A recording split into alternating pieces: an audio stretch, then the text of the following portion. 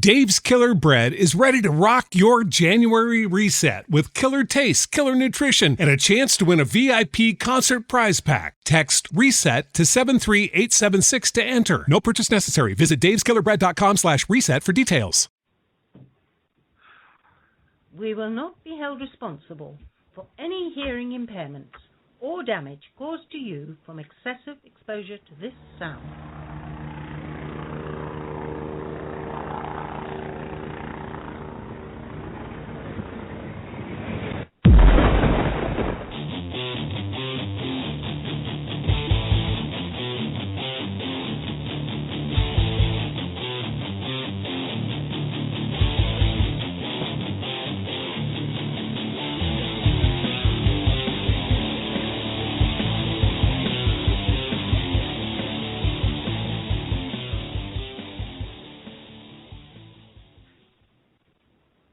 Happy Friday. It is the 23rd of November? November? Second. Happy Thanksgiving.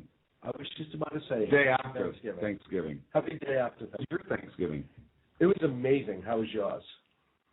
It was awesome. Hey, I saw an awesome quote the other day, and it was, this is the quote. It says, "To learn who rules over you, simply find out who you are not allowed to criticize." That's an awesome quote. Voltaire.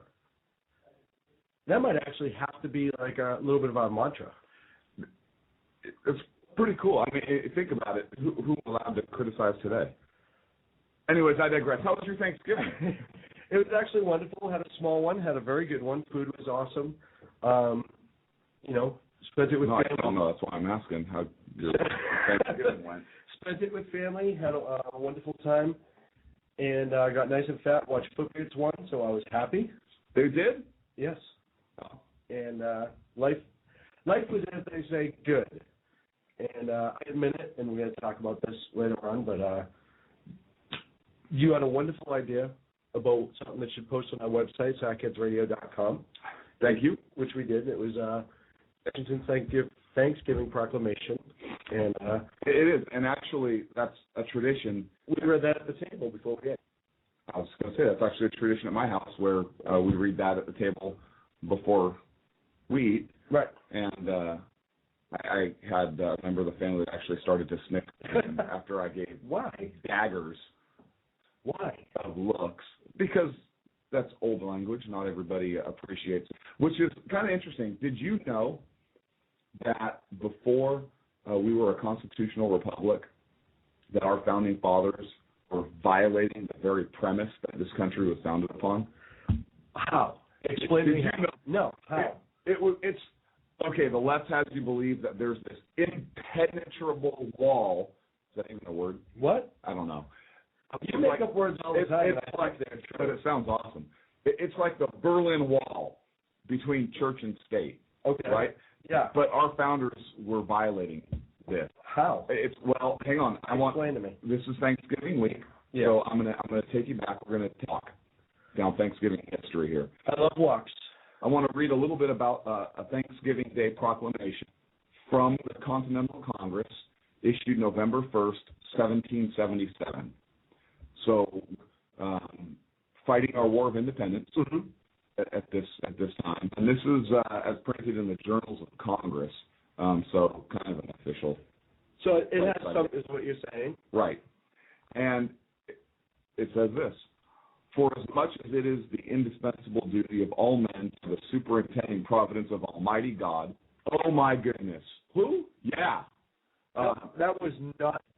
This is passed by the Continental Congress, 1777. So to acknowledge with gratitude their obligation to him for benefit and to implore such farther blessings as they stand in need of, and it having pleased him in his abundant mercy, not only to continue to us the innumerable bounties of his common providence, but also smile upon us in the prosecution of a just and necessary war for the defense and establishment of our unalienable rights and liberties, particularly in that he hath been pleased in a measure to prosper the means used for the support of our troops, and to crown our arms with most signal success. It is therefore to the legislative or executive powers of these United States to set apart Thursday, the 18th day of December next, for thanksgiving and praise, And it goes on there,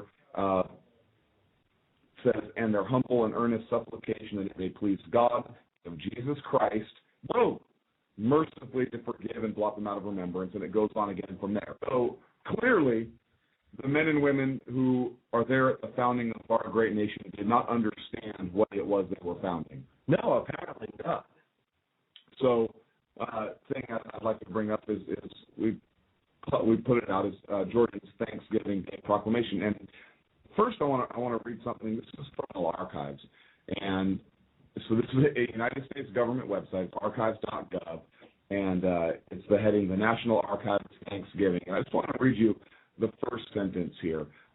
Washington, D.C., October 3rd, 1789, President George Washington issued a proclamation this day, November 26, 1789, as an official holiday of, quote, sincere and humble thanks. The then celebrated its first Thanksgiving under its new Constitution. Okay, that sounds like George Washington said, hey, I want to give my sincere thanks. But let's take a look at what George Washington actually said. I'm not going to read the whole thing because it's long, but the president's proclamation. So this is President Washington. President Washington. So the republic has a constitution. The Constitution is in effect. Yes. George Washington is the elected president of the United States. Where it is the duty of all nations to acknowledge the providence of Almighty God. What? I know. There he goes. It's almost like he should have known the fount. It was just written. He was one of the founders. It was just written. It was just written. He should know better, right? So the duty of all nations, not individuals, but nations. That doesn't sound like there's a separation there. Anyway, I digress. To acknowledge the providence of Almighty God, to obey His will, capital H, to be grateful for His benefits and humbly to His protection and favor. And whereas both houses of Congress have, by their joint committee, requested me to, quote, recommend to the people of the United States a day of public thanksgiving and prayer to be observed and acknowledged with grateful hearts the many and signal favors of Almighty God, especially to them an opportunity peaceably to establish a form of government for their safety and happiness. Now I therefore I do recommend and assign Thursday, the 26th day of November next, to be devoted by the people of these states to service of that great and glorious being, capital B, who is the beneficent author of all the does that is or that will be, and it goes on from there. So now, just a quick note.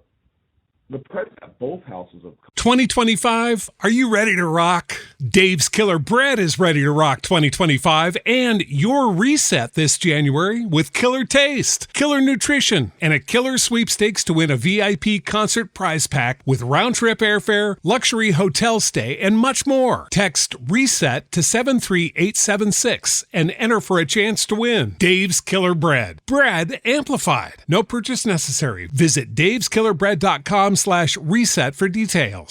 Over the past 75 years, more than 10,000 chemicals have entered our food supply, but the EU allows just 300 additives. At Thrive Market, we prioritize quality, banning over 1,000 ingredients found in conventional grocery stores. Our Healthy Swap scanner helps you find better versions of your pantry essentials without the junk, dyes, or fillers, and everything is delivered right to your doorstep. So shop at a grocery store that actually cares about your health at thrivemarket.com/get-started for 30% off your first order and a free $60 gift. Congress, by a joint committee, requested him, and this is a quote, to recommend the people of the United States a day of public thanksgiving and prayer to be observed by acknowledging with grateful hearts the many Wait a minute. favors of Almighty God. That's a quote from both houses of Congress, their joint committee. So clearly, the House and the Senate at the time and the President of the United States. Come on, guys. It's a constitution. How difficult is it? No wonder the progressives needed to unscrew this. Seriously. Even the founders apparently wrote. Well, you know what? Kind of like progressives, they write one thing and apparently do something totally different. Well, progressives didn't write the Constitution, though. But they obviously... Oh, yeah, good point. Yeah. I saw that. So they just feel it's completely necessary to destroy it. Yeah. Now, obviously, by what I wrote, the National Archives had it absolutely right. President Washington issued a proclamation naming Thursday, 26, 1789, as an official holiday of, quote, sincere and humble thanks The nation then celebrated its first Thanksgiving under its new Constitution. Thanks. Yeah. Hey, sincere and humble thanks. Right? The National Archives and U.S. government for, again, keeping our history true to what is and what's important. Now, listen, Abraham Lincoln established the Thanksgiving as a national holiday, correct? Yes. Now, since he was a great president, most people I think on the right and left agree. Yeah, all the way around. If you don't, you're a racist. And Actually, I'm thinking the left tactic. That's if you disagree with this president. Oh, yeah, never mind. So now he probably got it right. Since he was making a federal holiday, I guarantee he got it right. And so I pulled up his proclamation. I just want to read a part of it.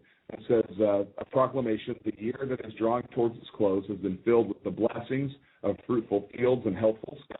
To these bounties, which are so constantly enjoyed that we are prone to forget the source from which they come, others have been added, are of so extraordinary a nature that they cannot fail to penetrate and soften even the heart which is insensible to the ever-watchful providence of Almighty God. Uh-oh. Again. Wow. When are they going to learn? And so this is a federal holiday that is being being forced upon the nation viciously by a president who obviously hates his people, which is why he wanted to force God on everybody. First Thanksgiving, then St. Patrick's Day. When will it end? I don't know. You know what? When is it going to end? Hey, left, if you truly believe in a separation of church and state, let's erase Thanksgiving, a national holiday. I think everybody needs to work Thanksgiving. Now, if you're giving thanks, you're a religious person, and you believe Thanksgiving is a day to give thanks to God, then the government will let you have it off, because otherwise they would be interfering with free exercise of religion. And you know what? While we're at secular, you shouldn't get Christmas off either. No, you should have to work. You should, because that is a now that's not a faith. Oh wait, yeah, it is. Huh? Weird. Now, would we have to declare our religion ahead of time? And that way, we're not. You wouldn't have people. It happen, but people trying to screw the system by being this religion one day and this. It's not that that's ever happened. Yeah, no, that wouldn't do it. You don't think so? No. No. Now, you'd have to have some kind of government certification. Because I would even claim the colander religion when you wear the spaghetti colander on your head. No, that's called drunk college. That's called me in my 20s. Yeah. Have you heard about that religion? No. I don't know the 100% exact, but there was a group that, for whatever, I think it was to protest the burqas in like the birthers? The burqas. Oh, okay. Or some sort of headdress in government photos. So this one guy went in wearing a spaghetti colander on his head. It's like in France or something like that. And tried to say spaghetti is Italian. No, I'm saying the incident happened in France. Okay. But he went in and took his driver's license with it on his head. Well, you're going to have to remove that, sir. And he's like, oh, no. This is part of my religion. And they went through this whole thing, and he actually formed this religion. And you can see pictures of him online sitting there with his license picture with the spaghetti colander on his head. Oh, that is great. Well, hey, how do you prove it? Yeah, exactly. But to answer your question, I think that you would need a government certification for religion you are specifically. So you would need a card issued by the government authorizing you to practice your religion to your employer so that you can get granted. But how would we separate church and state? No, they're not sanctioning anything. They're just saying we recognize you as religion. Yeah, but that's still a government issued ID. Now my religion is somewhere that the government has access to it. Yeah, but that's okay. So I can't practice privately, publicly. Yeah, but look at the military, right? Yeah. Under dog tags, you get the with an all-volunteer military. Well, yeah, you can volunteer this, otherwise you don't get your employer to verify through your government ID card what you are. Hey, listen, stop making sense. But then what you're saying is in order for me to in order for me to celebrate my religious holidays, I would have to be the government. Therefore, No, you have to declare your religion and be certified as your religion. right. It's a perfect plan. You know how many people that listen to the show right now? Is he drunk? What happened? No, I'm not. He made so much sense before. I know. No, it's you folks heard of NyQuil? Apparently, there's a lot of alcohol, though. Ton of it, by the way, and it's really good. I know I might lose my voice tonight, so I'm going to pull ahead of time. we're both hacking tonight. So. Hopefully, we don't have to cut this short. So, anyway, what do you think of that history thing after Thanksgiving? I think it's one of those things that's amazing. You know, you always think about Thanksgiving, and think of Thanksgiving, you think of the Pilgrims and the Native Americans coming to the feast. You don't realize how much further it went, how much it went into this, the fact that there was a day of prayer, and how many generations on the original Thanksgiving it affected, and how it affected people differently, and why people, I mean, the name Thanks is right in it. But, you know, I think a lot of people just think of Pilgrims, Indians, have a nice meal, Thanksgiving. I don't think they realized that it was entrenched in our founders for the right reason. And like I said, up until... Hardy Fiber Cement Siding is proven to withstand water, pests, and fire better than wood-based siding. And it looks better while doing it. Hardy Siding has been chosen for 10 million homes and counting. See the proof at jameshardy.com. Zaxby's just out-Phillied the Philly again. The Zaxby's Chicken Philly is back with garlic aioli, sautéed peppers and onions, decadent melty cheese, and your choice of Zaxby's signature crispy chicken fingers or delicious grilled chicken. But it's only back for a limited time, so enjoy it while you can. No pressure. It's just the greatest sandwich of all time on a ticking clock. Order the Chicken Philly today. Who's got the sauce? Zaxby's. Yesterday, when you told me, I a long time ago, but I never really thought about it. Right. And yesterday, when I was reading it, it gave a lot to think about, which is why we read it at the table. And it just shows again. I know everyone says there are these, you know, awful, terrible, racist jerks of our founders, but what their mindset was when this nation was, and how deep they got. You know, nothing was on the surface with those guys. Right. Everything was so well thought out now. And if you took somebody from the reality TV age and back to when the founders and just like their minds would blow. Because we don't like that anymore. Not many people do. I, for one, a lot of times. I'll be the first one to say the depth of their intelligence and intellect is just astounding. Well, look what they studied. Okay, they studied the class. They had a liberal education, not liberal in the sense of the word that most people know about now, but they had a true arts education. They understood Cicero. They stood Blackthorne was huge on them. They understood liberty, the Roman Empire. Right. They studied. They had a true liberal arts education to where they understood, I think, universal truths. And you know, people nowadays say, no, we were not founded on Judeo-Christian values. We absolutely were, and I just read you that at least point that our founders absolutely believed in a God and in a higher being that had a place in government. But our founders understood human nature. They understood what was important. Religion constrained a lot of the passions and evil deeds and so forth of man and mankind. They understood how a big government or monarchy or some of these other governments had, and they understood that there are natural rights associated that were God-given. So to protect those rights and liberties, you have to acknowledge first the existence of God, because if you fail that, then who do our liberties come from? They come from nowhere. I understood that, and nobody really studies that today. The National Archives website itself is, it's a day of thanks. Right. Yeah, no, it's older than that. And, Yeah, but it's easy to push it away if you just put a date. it is. There's something else interesting about founders. Cicero, a great quote from him. It's, I've always been of the opinion that unpopularity earned by doing what is right is not unpopularity at all, but glory. And that's one of my favorite habits on my phone. But I think you're right. It's people today don't have that different that thought process. The second way of looking at it. Well, I couldn't agree with you more in that sense. I don't think we looked that far into it. And we actually have somebody holding on the line who wants to chime in on the subject. Greg, do you want to talk with Greg for a second? What is it about? Let's talk about Thanksgiving. Hey, Greg, you're on the air. Hey, what's up? Happy Thanksgiving.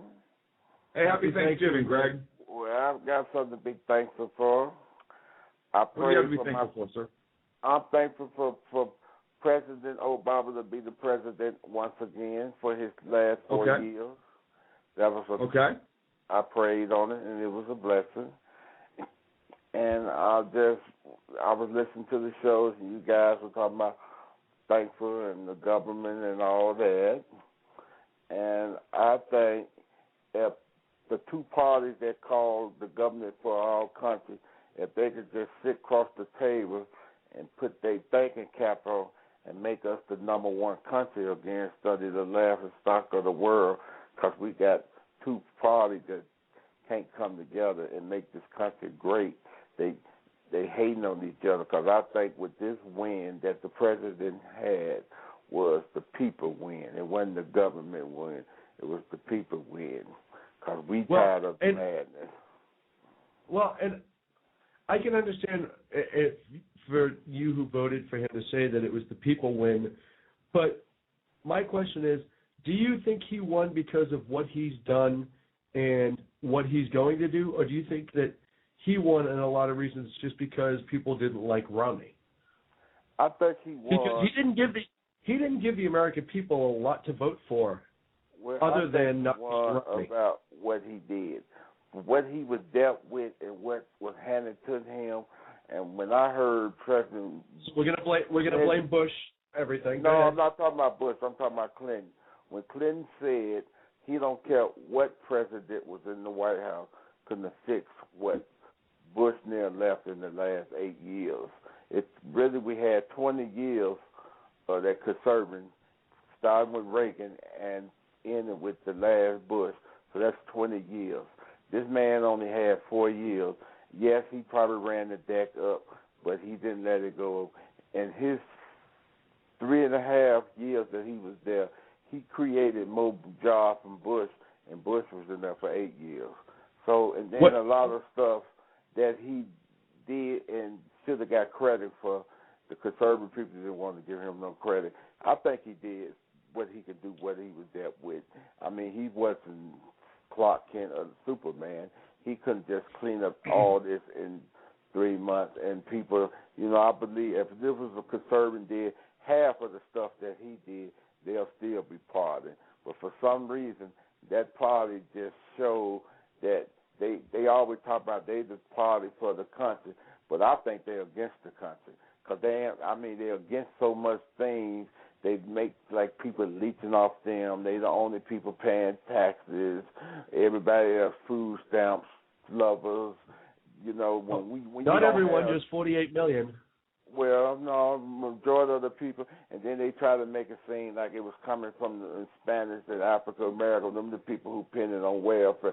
If you go to the welfare office in the United States, majority of the people who sitting there asking for food stamps today is people coming up out them suburbs. So it ain't always the people who they think it is when they think they calling them leeches and all this stuff. I work in that field, and I see the people coming to my office. Hey, Greg. Yes. You there, sir? Okay. Well, I understand what you said about the 20 years of Republicans and economic growth. Even the people on the left will absolutely agree that Ronald Reagan had created, based on his presidency, an almost unprecedented time of prosperity in this country. And while I don't agree, obviously, with everything that George W. Bush did, especially when you start talking about, the first stimulus and so forth, I don't agree with everything he did. He was a more progressive president than I cared for. Bill Clinton did a very good job moving to the center and working with Newt Gingrich in the Republican-controlled Congress, and they actually got some things done for this country. I think he did a good job. President Obama had, he said before he was elected the first term that if he didn't at least show things starting to move in the right direction and get things fixed by the end of his first term, it was going to be a one-term presidency for him. And it turned out that's not the case, but unemployment actually went up, and he in fact didn't create more jobs, as you claimed. If you look at the jobs numbers, that doesn't bear it out. And both parties have it. And so both parties have not been very good in coming together. I think you just said about the job. Hang on a second. Let me finish this.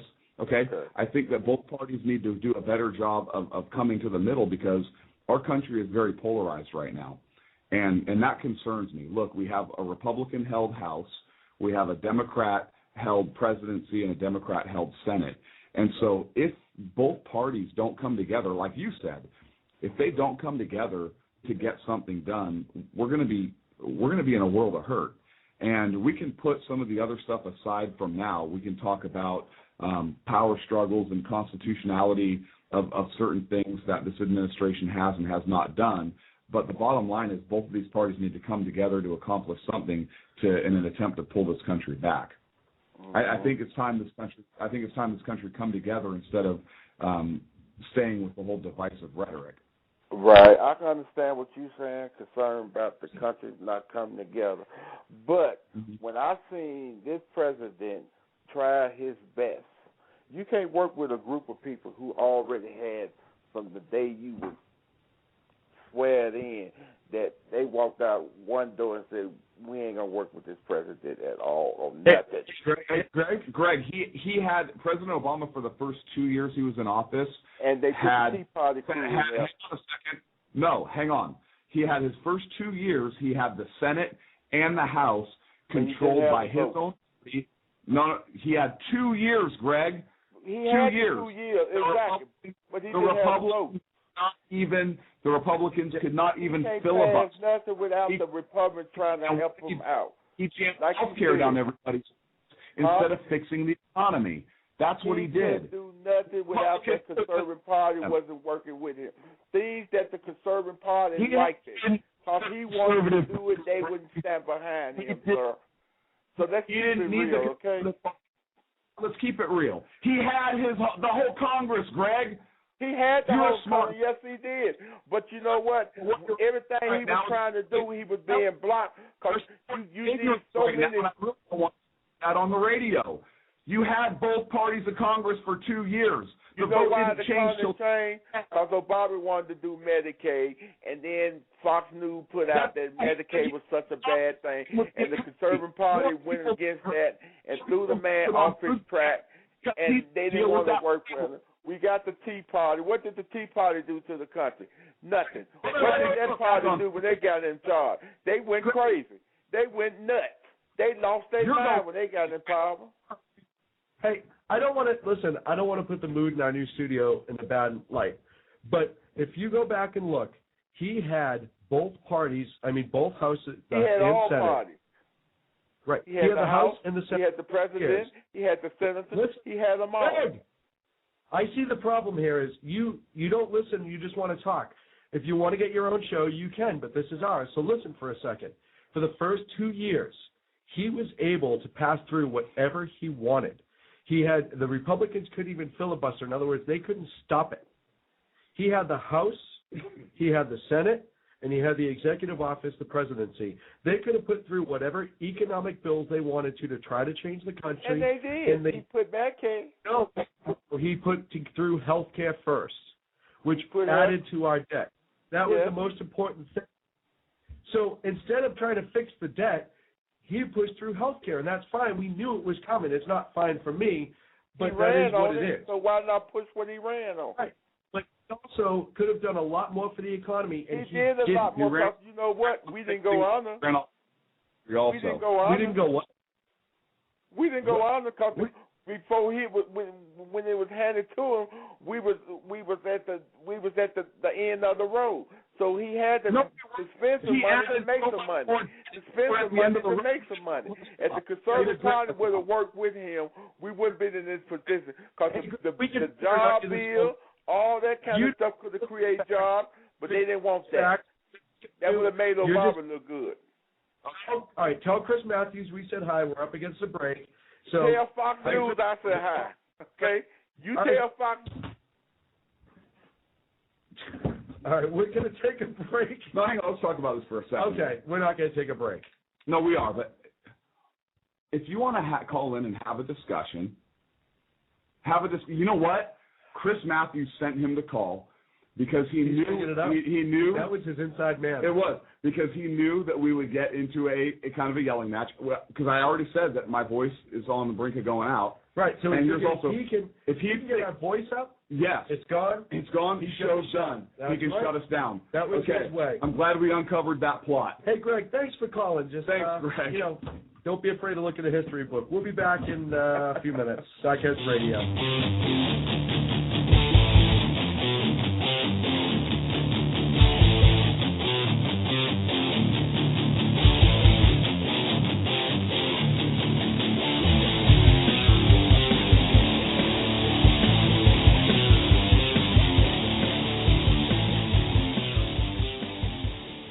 How you doing? John Grant here.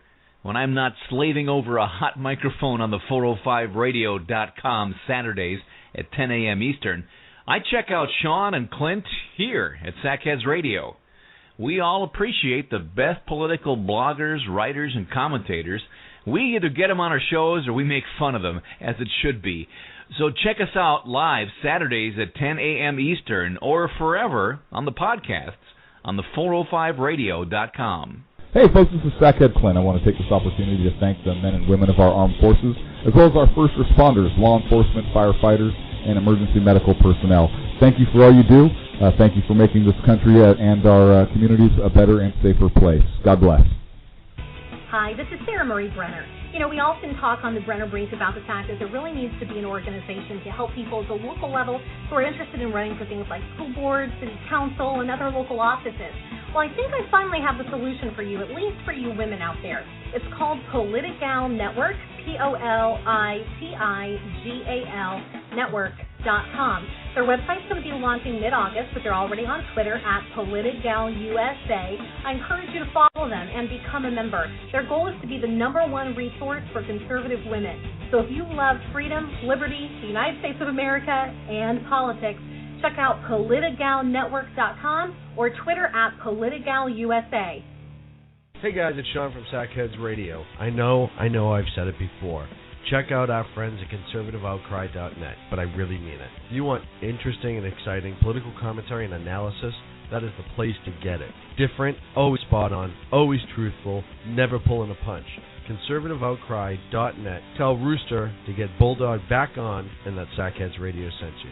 And also, coming soon, the Sackheads Radio Forum on conservativeoutcry.net. Hey guys, it's Sean from Sackheads Radio. I want to talk to you a minute about our friends over at HomefrontHugs.com. They're an amazing organization of volunteers who take their time, effort, and money to take care of our troops overseas as they serve our great nation. HomefrontHugs.com. You can donate, write letters to troops, adopt a troop, you name it, you can do it. Help those wonderful folks who protect our freedoms. Go to HomefrontHugs.com. Tell them Sackheads Radio sent you. Hey, this is Sackhead Clint. I want to take this opportunity to thank our men and women in uniform of the armed forces.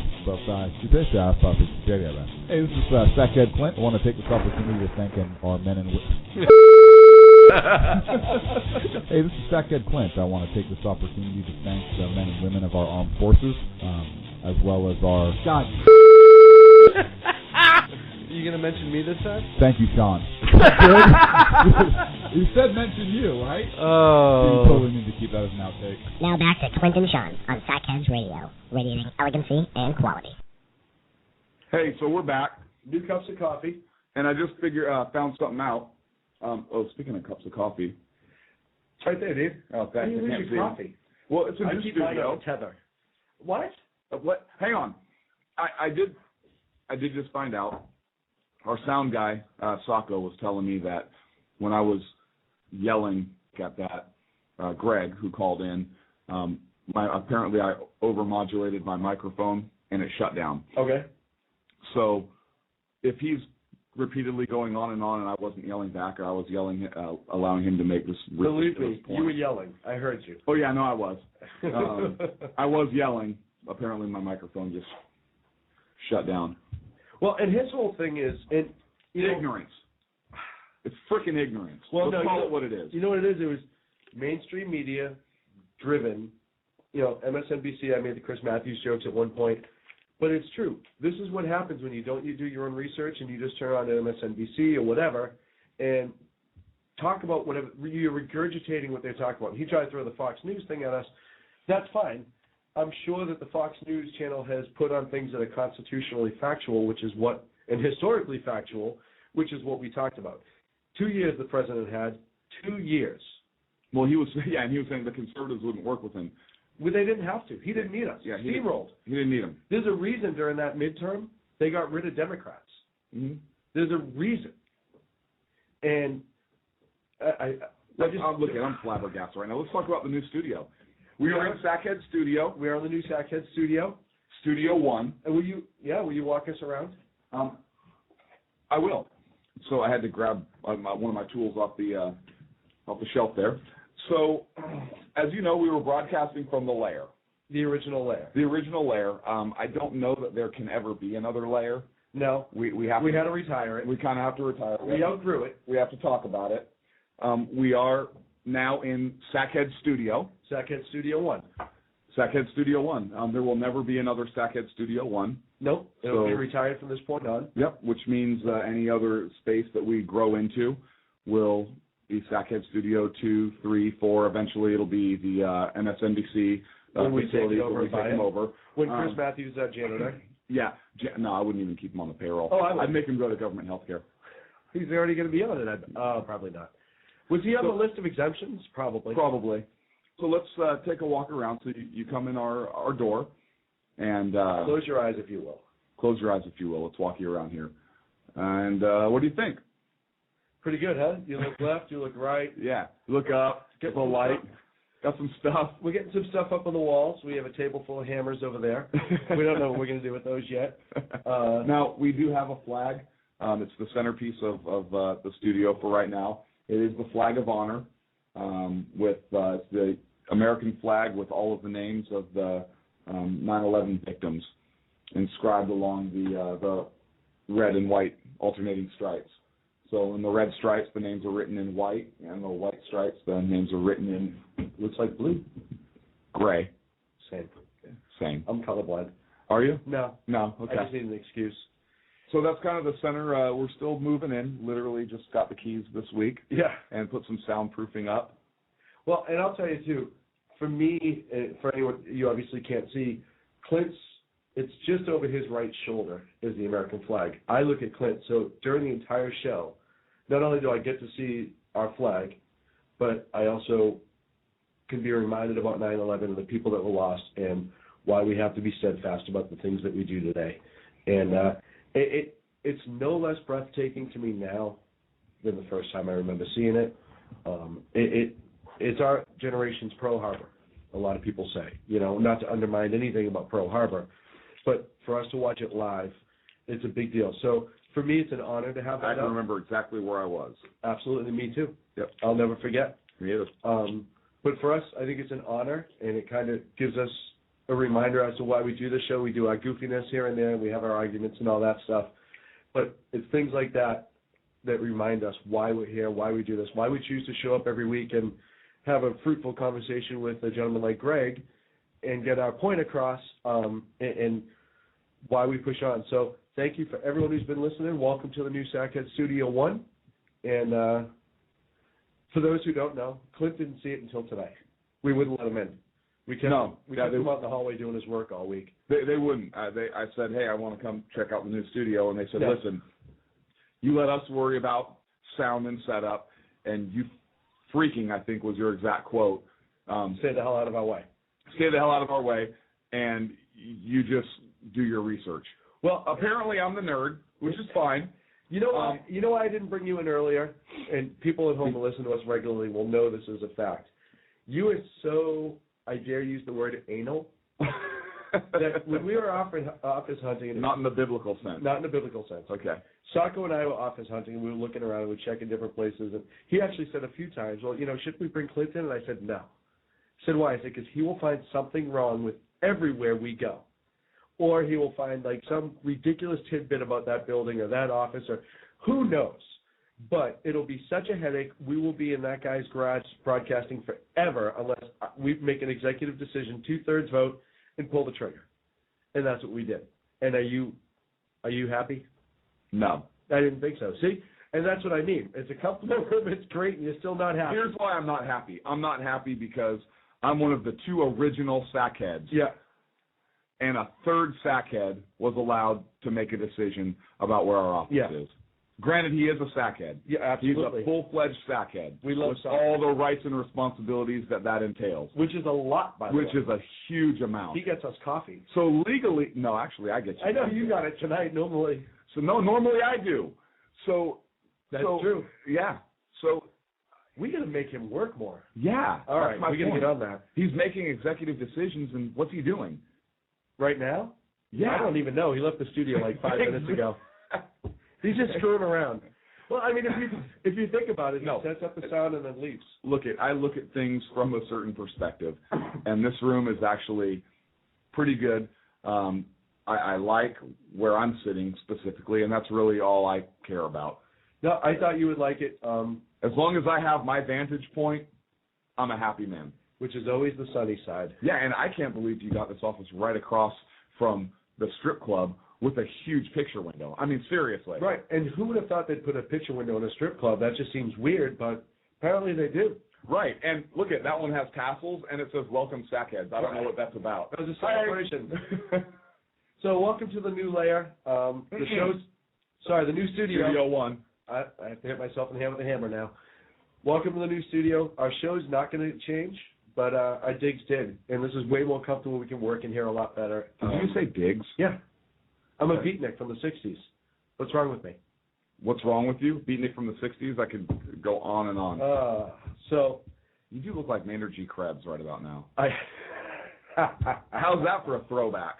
That's name the TV show. Oh, don't do that to me. No, move on. Dobie Gillis. Dobie Gillis. I'm just impressed that you actually got that. That I threw out Dobie Gillis? Absolutely. How old do people think we are? Oh, seriously. 60. Conservative. Yeah, no, we must be old. We're conservative. Yeah. We must be old white guys that are racist and don't want anyone else to succeed in life because we're conservative. That pretty much describes you. Not even close. I'm not any of those things, actually. I'd like to think I'm still young. Kind of brings me to my next topic. And I heard this on a couple different radio shows recently, and it got my gears spinning. Okay. Do you think, part of the Romney administration's problem, according to the Romney administration? The Romney campaign problem that we have right now. Yeah. Or not right now, but we had in the election, is that people felt like he didn't get dirty enough with ads. Okay. They felt like he kind of kept it above the belt. I mean, he threw a couple little small dirty ones out here. Super PACs threw it out on his behalf or whatever. We know how that goes. And a lot of people think that he would have done better if he hit way more, hit Benghazi more, if he hit, Keystone Pipeline harder, if he really started to run some money trail investigations and stuff like that. Do you think that conservatives going into even the midterms, because a lot of conservatives don't run dirty ads. It's just, for whatever reason, either they're religious or it's just the kind of the party standard. You'll have one or two that get fairly dirty, but overall they don't.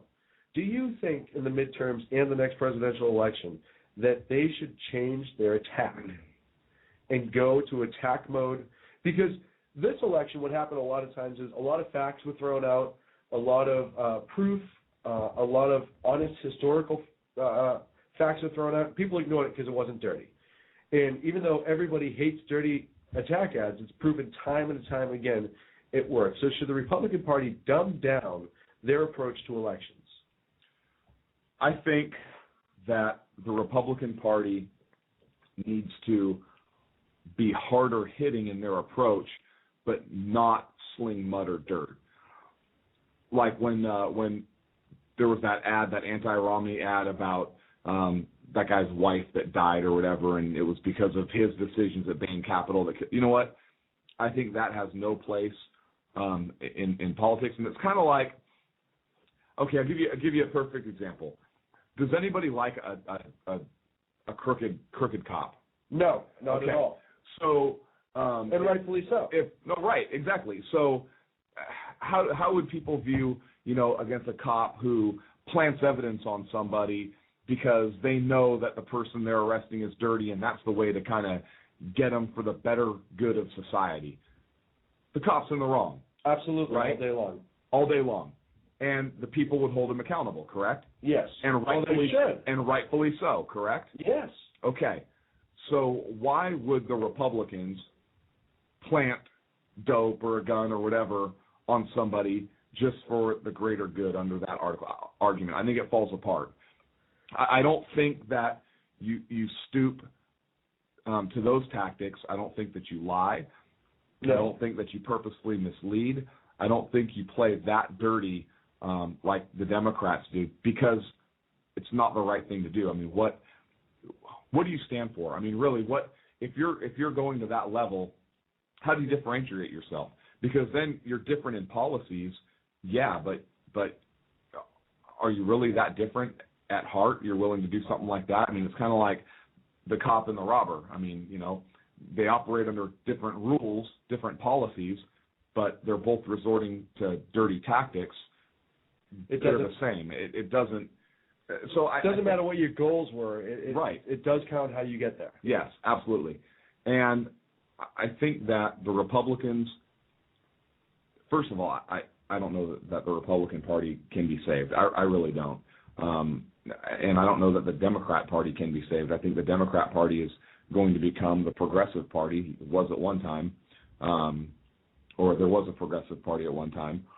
And I think the Republican Party, there's some progressives there also. You may have a Tea Party faction split off, and we could end up with a conservative portion of the Republican Party and a progressive, uber liberal portion of the Democrat Party. And who knows, maybe the regular Democrats and regular Republicans will pull their head out, or the regular, Democrats will side with the Tea Partiers. I would love to see. Look, you know what? Hang on, let me finish a progressive party. Let me finish this answer. I think the Republicans need to run a truly conservative candidate. I think that the Republican Party needs to go back to its roots. And look, I point to California as a favorite example. There is no Republican Party in California. The California Republican Party is dead. Right. Has been dead for a while. Look who they ran against Governor Brown, Jerry Brown. Right. When Jerry Brown is the more conservative of the two candidates on fiscal issues, that's a problem. Yeah. Okay. California just lost the legislature. They got the Republicans. The Democrats have 2/3, a majority. They can pass whatever the hell they want. The Republicans can't do anything about it. They pretty much can do exactly what Obama could have done in the first 2 years. Exactly, and which is just drive it right into the ground. Greg.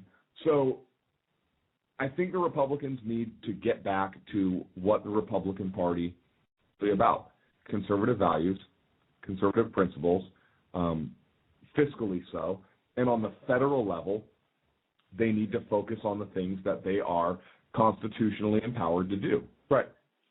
And I think that if they focus on those things and they actually use some hard-hitting ads, again, not dirty, hard-hitting, there's a distinct difference.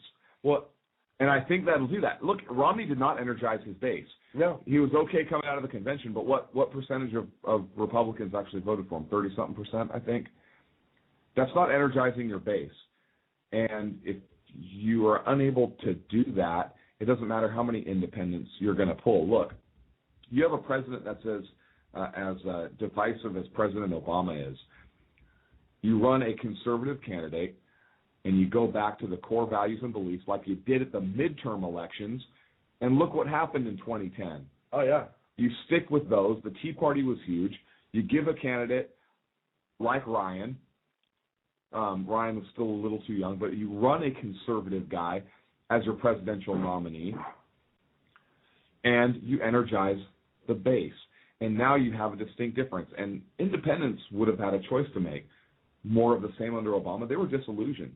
Absolutely. They didn't want to vote for him anyway. Or a conservative candidate. They're going to have to pick one, or they're going to stay home, in which case Obama still doesn't win. Right. He needed that vote, too. Did I answer your question? Yeah. So you said they have to be hard-hitting and not necessarily play dirty, but get to the point, get to the line. And the problem is there's a lot of gray area in that line. At what point does it cross into dirty politics? Is it one of those things where as long as it's factual, you play it? Absolutely. If you have the facts, absolutely. I tell you what, I would have strung excuse me, I would have strung a whole bit together with President Obama, starting with we're going to fundamentally transform the United States of America, and just play his sound bites and play them.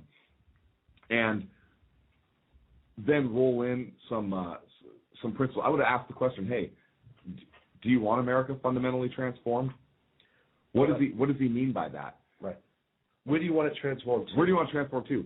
Hit him on health care. I mean, Romney had a hard time hitting him on health care. He did it in Massachusetts. Right. But again, here's the difference. We brought it up before. States' rights. States' rights. And he didn't just come out and jam that down people's throats. He didn't. And I don't know if the problem is he feels that enough people don't know about states' rights to have that argument hit home. Is it one of those things where he can have that argument and then people are like, oh, yeah, states' rights. And then when they get home, Google trend is states' rights. Number one, what the hell did Romney mean?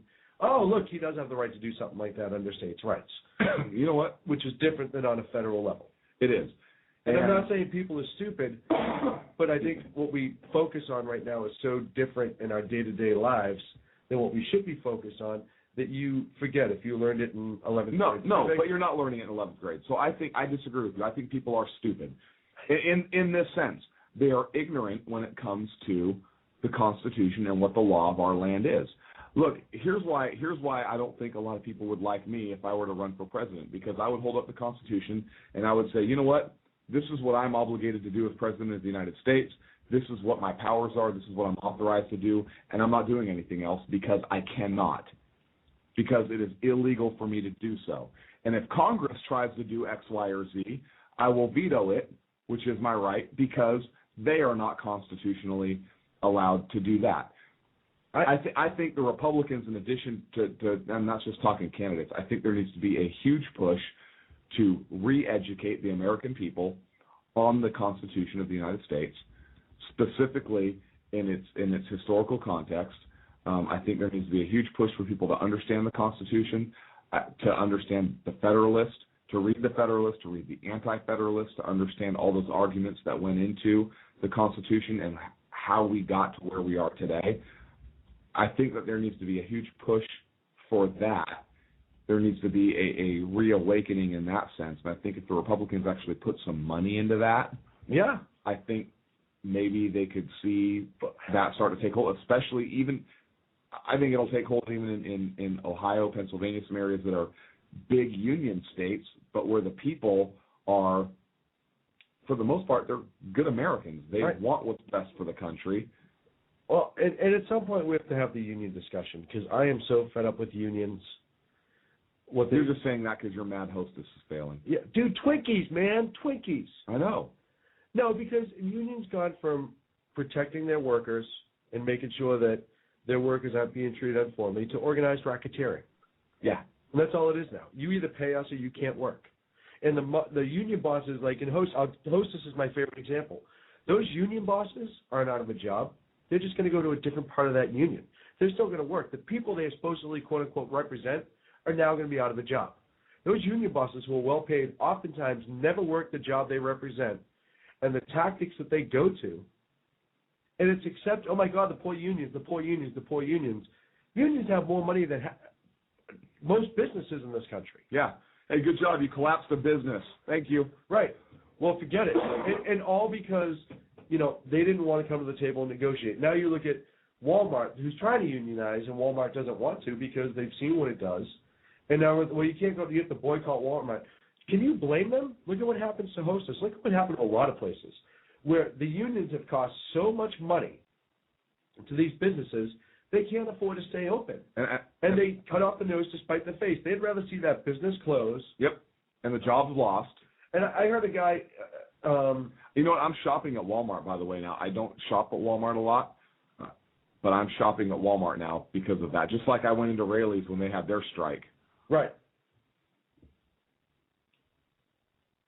No, listen, I am so sick and tired of unions saying, oh, we represent the work. They represent the unions now. They don't represent the worker anymore.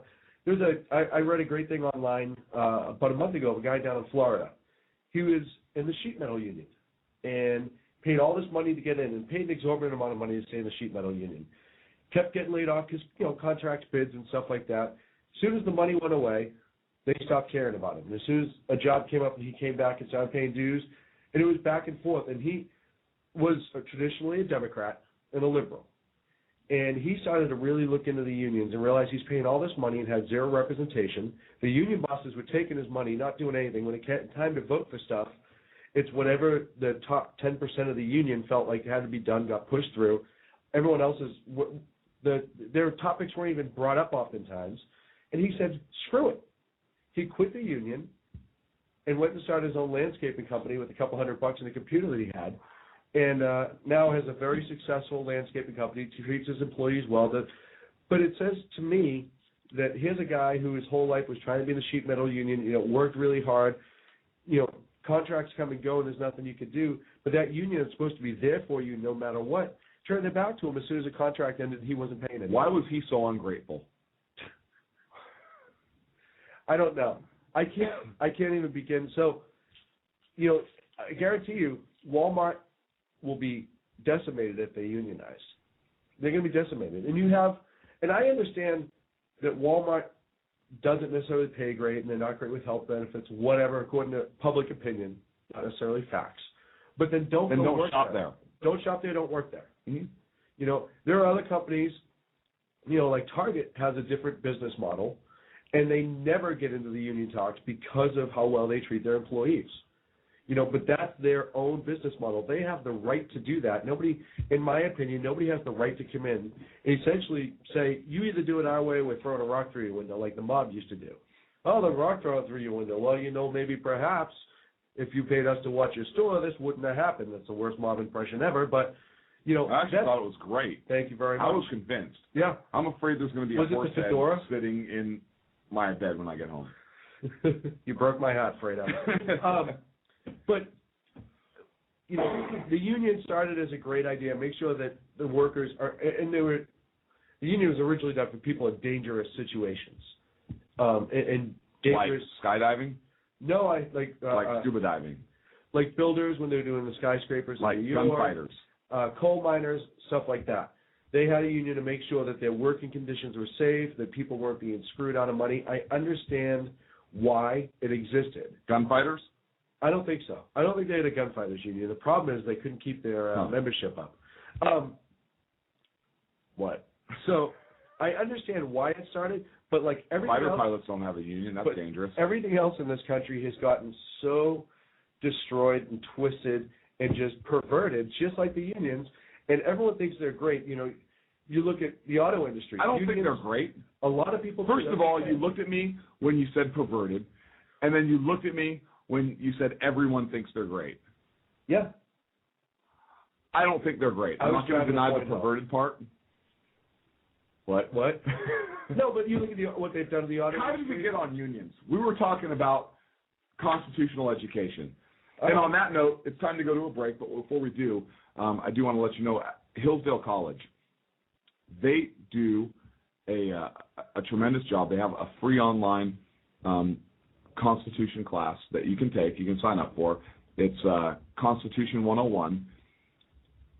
So you can take the class. It's a 10-segment long. It was 10 weeks long when they offered it, but it's 10 segments, lectures with real professors on true Constitution, meaning.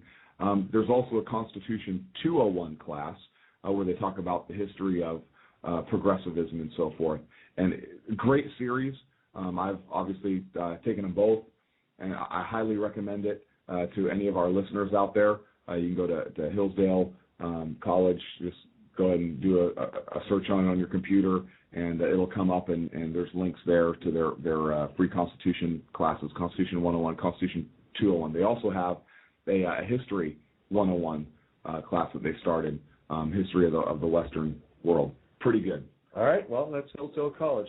We're going to take a break. When we get back, we're going to take a call about Romney from a young lady named Laurie, and I wanted to get her in before we change subjects, so we'll take your call after the break. This is the Sackheads Radio Show from the newest, awesomest studio ever. Sackhead 1.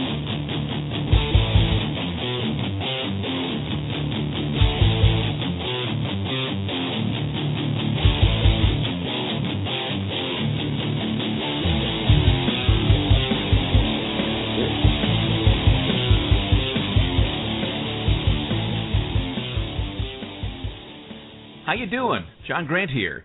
When I'm not slaving over a hot microphone on the 405radio.com Saturdays at 10 a.m. Eastern, I check out Sean and Clint here at Sackheads Radio. We all appreciate the best political bloggers, writers, and commentators. We either get them on our shows or we make fun of them, as it should be. So check us out live Saturdays at 10 a.m. Eastern or forever on the podcasts on the 405radio.com. Hey folks, this is Sackhead Clint. I want to take this opportunity to thank the men and women of our armed forces, as well as our first responders, law enforcement, firefighters, and emergency medical personnel. Thank you for all you do. Thank you for making this country and our communities a better and safer place. God bless. Hi, this is Sarah Marie Brenner. You know, we often talk on the Brenner Brief about the fact that there really needs to be an organization to help people at the local level who are interested in running for things like school boards, city council, and other local offices. Well, I think I finally have the solution for you, at least for you women out there. It's called Politigal Network, POLITIGAL Network.com. Their website's going to be launching mid-August, but they're already on Twitter at PolitigalUSA. I encourage you to follow them and become a member. Their goal is to be the #1 resource for conservative women. So if you love freedom, liberty, the United States of America, and politics, check out PolitigalNetwork.com or Twitter at PolitigalUSA. Hey guys, it's Sean from Sackheads Radio. I know I've said it before. Check out our friends at conservativeoutcry.net, but I really mean it. If you want interesting and exciting political commentary and analysis, that is the place to get it. Different, always spot on, always truthful, never pulling a punch. conservativeoutcry.net. Tell Rooster to get Bulldog back on and that Sackheads Radio sent you. And also, coming soon, the Sackheads Radio Forum on conservativeoutcry.net. Hey guys, it's Sean from Sackheads Radio. I want to talk to you a minute about our friends over at HomefrontHugs.com. They're an amazing organization of volunteers who take their time, effort, and money to take care of our troops overseas as they serve our great nation. HomefrontHugs.com. You can donate, write letters to troops, adopt a troop, you name it, you can do it. Help those wonderful folks who protect our freedoms. Go to HomefrontHugs.com. Tell them Sackheads Radio sent you. Hey, this is Sackhead Clint. I want to take this opportunity to thank our men and women in uniform of the armed forces. Hey, this is Sackhead Clint. I want to take this opportunity to thank our men and women. Hey, this is Sackhead Clint. I want to take this opportunity to thank the men and women of our armed forces, as well as our... God. You going to mention me this time? Thank you, Sean. You said mention you, right? Oh. You totally need to keep that as an outtake. Now back to Clint and Sean on Sackheads Radio, radiating elegancy and quality. So we're back from the break. So somehow I got into a whole rant on unions. And that's I don't know how that works. About before. Well, and I said we should do a whole show on it because it fires me up so bad. And I apologize for getting you off. Have you ever been a member of a union? No. Nope. Have you? No. So I did just fine without it. I thought we had a caller. Yeah, we did. But apparently she didn't want to talk to us anymore, so that's fine. What do you want to talk about? She wanted to talk about Romney in the last election because that's what we were on before he got us on union. So okay. What specifically did she want to talk about? I wasn't 100% sure. That's fine if Lori wants to call back in. She was in the chat room. Okay. Call back in, Lori. Did she call, like what? Like his past or his... Yeah, I was kind of looking. In the chat room, she brought up ancestors at one point, and something about, polygamous. Ancestors? That's weird. How did you respond to that? I said something about the pictures that Obama's mother took where she was naked, or half naked or three-quarters naked. Oh. I said, well, if you want to talk about history, then that's in For fair money? play. I don't think it should be in fair play, but apparently other people do. So that's the argument we can have if you really want to down that road. But I know as well as you do, if the conservatives brought that out, oh my God, she was in a bad time. You don't understand. You're exploiting this poor woman who's just trying to put. Was Romney a polygamist? I'm trying to understand. No, he has one wife. But because of his religion, and they had a history of it a long time ago in some sects of that religion, then apparently that was important. Okay. So I don't know if she wants to call back in. I'll be happy to listen to her point, but I don't understand it. Okay. I mean, does it? We'll move on. Him She calls back. Right? No, he didn't do it. No, I'm just trying to understand. I don't understand. Like I said, it's not like that'd be like holding Obama accountable for something that one of his ancestors did. It doesn't matter. Right. I don't. The fact that his dad was a communist. Yeah. So that may influence him. So I guess polygamy may influence Romney, but I don't think he's going to pass any polygamous legislation. Not that that's the role of the federal government, anyways. Right. So I don't understand either, but I was willing to give her, at this show, we're always willing to listen to the other side. No, I may not agree with it, but that's what we do. And this is all speculation. I'm trying to understand. So you were trying to talk to me a little bit about it at the break, and I didn't want to hear it because I just wanted to get some fresh air. But I was just trying to understand a little bit while we're here. Well, if she calls back, we'll take it. So let's move on. California. To California. So California passed Prop 30. Which is? A temporary... Wait. The reason we always talk about California is they're screwed up. They're screwed up. They've been Democrats for 40 years, and oftentimes things that they try in the legislature.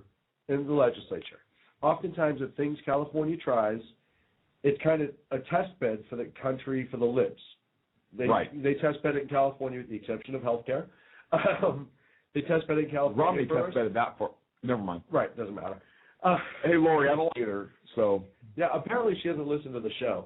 But California often test bed it. Gun control is really started from California. So like they regulated, hey, you have to hold it with two hands. No. You have to align the sights properly. They pretty much said you guys are really too cute and shouldn't have guns because you're not smart enough to pull it off. Anyhow. I'm sorry, I thought something different. The California voters voted in Proposition 30. This was pushed by Governor Brown. That sounds like a good idea. Temporary tax hike on the wealthiest. Hang on a second. Temporary tax hike. It says temporary. Anyhow. Those always go. The money was supposed to go towards the schools. That's how they get everything through in California. Exactly. Well, they start to dig into it a little bit more, and it finds out that this money can now be reappropriated. And, and it can be used for Wall Street. It can be used to pay people at schools versus putting it actually into the classroom. Now, I saw an interesting figure. I saw a figure that California, in the education system, there are 1.5 administrators for every one teacher. Yes. There are more administrators than there are teachers in the classroom. Yes. And that money that goes towards education, notice my air quotations? Yes. People can't see that. We need to get a webcam. Education, if you increase their pay or you're spending money on administrative costs, that counts for spending in education. Yes. Hey, good job, California. Good job. Way to raise your taxes. Hey, you know what? Businesses are so bad. Now, Oakland Athletics. This is going to go somewhere. Trust me. Just follow my point here. Okay, well, we have Laurie back on the line. Okay, good. The Oakland Athletics refused to come to Sacramento because it was a non-business friendly city, and they like to model themselves after where they. Which, for most people who don't realize this, Sacramento is actually the California state capital. Yeah. It's not Los Angeles. It's not San Francisco. It's not Santa Barbara. It's actually Sacramento. It's the state capital, and you would think that businesses would want to come here. They don't. And now you look at California, which has run a lot of industry out of the state already. And agriculture, based upon water, and they're trying to save a little 1-inch fish or however that damn thing is. Agriculture is dropped off a lot in California as well. And so now you're going to raise taxes even more and drive more business. That sounds good. Everything to extremes. That's what California's motto should turn into. Everything to the absolute extremes. It's just insane. So... You got Laurie called back? I do have. Let's pull Laurie in. Hey, Laurie, you there? Hey, how are you? Hi, Laurie. How are you? I'm good, boys. I've been listening to you. You have a good show going on. I'm still confused, though. Are you Republicans or not? We are. I am not. I am an independent. I am libertarian. So okay, I am good for you. I'm fiscally conservative. I don't believe the government has any place in anybody's bedroom, kitchen, house, all of that stuff. God bless you. Okay, that's a good thing. Laurie, but I got the feeling you all want Mitt to win. Well, a lot of it was we certainly didn't want Obama to win. Exactly. And I think what my argument was is at this point that one of the biggest problems facing our nation was the economy. And I thought, looking forward to the next 4 years, I thought that we're getting a lot of background noise on your phone there, Laurie. I don't know if you can hear that. But no, I don't hear a thing. Are you? Okay, when you're silent, the phone just goes... Yeah, when you're silent, we're getting a lot of feedback over here. But I thought Romney would have done a much better job economically than this president, and that was pretty much the basis of my reasoning. Wow, So, that shocks me. Prove me wrong, because you had plenty of opinions in the chat room. I did. And I have the same opinions. On the line, I have the same opinions. I can't believe you guys would vote for a white rich man who won't disclose his bank accounts, changes his mind every day when he's on the campaign trail. It was like craziness. I called it Romnesia and mythology. I understand that he definitely changed his opinion on things, and that's what hurt him in a lot of ways. Yeah. Do you feel, as an American who has to pay your bills, pay your taxes, and all that stuff? No, I'm Canadian, so I really don't even have a say in this. I'm just watching. So you don't even this way. I'm not even American, y'all. Oh, you know what? So we have an international fan base. That's awesome. We do. I love that. No, Laurie, what is it you like about President Obama? And I'll tell you this straight out. Okay, what I like about President Obama is that he wasn't George Bush. Okay. Nobody could have done a worse job ever. I mean, when the World Trade Centers got taken down, and George went there, George W., and he said, we're going to go get him, just like he sounded like a cowboy. And who does he go after? Saddam Hussein, who had nothing to do with it. I just never understood what he was doing. Obama gets the guy who did it, and no one gives him any credit for it. He got bin Laden. They got him. Or do you all think that's bullshit? Do you think that's crazy? And do you think bin Laden is still alive? No, we gave the president a lot of credit for making that call and authorizing that. Look, we give credit where credit is absolutely due. The biggest problem that I have with President Obama is I am a kind of a constitutional purist. I agree. I believe in the original intent of the Constitution. I've read and studied what the founding fathers of this nation wrote and what their intent was. And I think that Obama has moved and done a huge power grab with a lot of things that he's done, specifically with a lot of the executive orders and some of the things that his administration has done. That's the biggest problem that I have. Now, I've said before, Mitt Romney was not even during the primaries, we were not huge Mitt Romney fans. However, when you're talking about pulling the country back from the economic status that it is and the amount of debt that this administration has placed on, even above what George W. Bush did. Look, we're not George W. Bush fans either, neither one of us.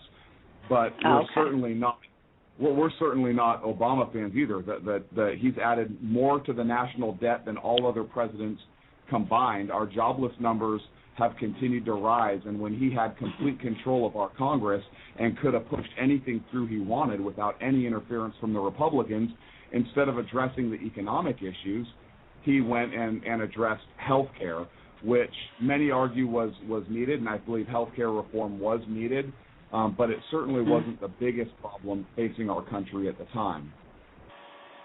Well, I think it's a big, huge problem facing your country, because in Canada we have free health care. Mm-hmm. We have that. I have some family members who are Canadian citizens, and they prefer our health care system in America to what they get in Canada. I know, you all have to pay for it or whatever, and Obama was for it, that everyone should have health care. Was he not?